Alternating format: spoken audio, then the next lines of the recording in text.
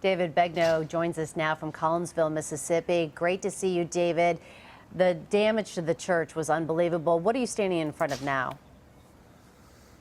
Well, it's a gymnasium behind me. On any given weekend, this would have been where a bunch of kids were playing basketball games. That, thank God, as they say here, no one was inside. This building right here, look on the second story. You see all the chairs just sitting there on the edge. That was a Sunday school classroom. So that, another place where a group of kids would have been. On the backside, there's a nursery. The tornado rolled right through the nursery.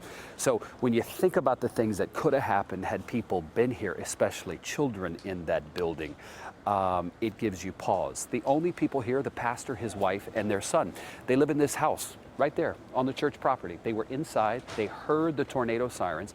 So as you just saw, he loads the family up into the Suburban and drives right around the corner. It, takes 6-7 seconds. He parks and he walks right here where I am.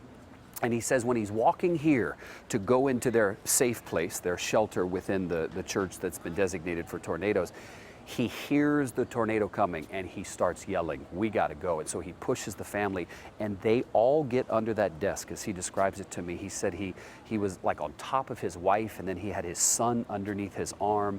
20 seconds, probably 20 seconds was all it took, he said, and then it was out. And if you've ever lived through a tornado or if you've watched some of the coverage on television, there's something that happens right after that is unforgettable.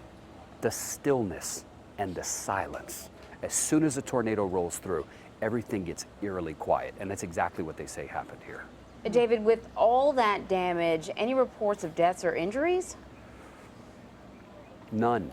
And the pastor was saying it's miraculous. When we did the CBS Evening News last night, there were 9 million people under the gun from the Gulf Coast up toward Illinois.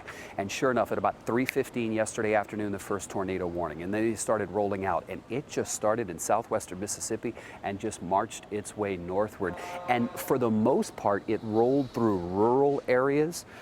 So you had 2 houses here. And the way tornadoes work is, they'll hit a house, they'll hit a second one, and then they'll leave 5 untouched. And so that's what happened here. You got the church, just every building probably on this property needs to be torn down.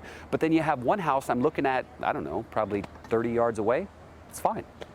Unbelievable. David Begnaud on the ground for us in Collinsville, Mississippi. Thanks so much.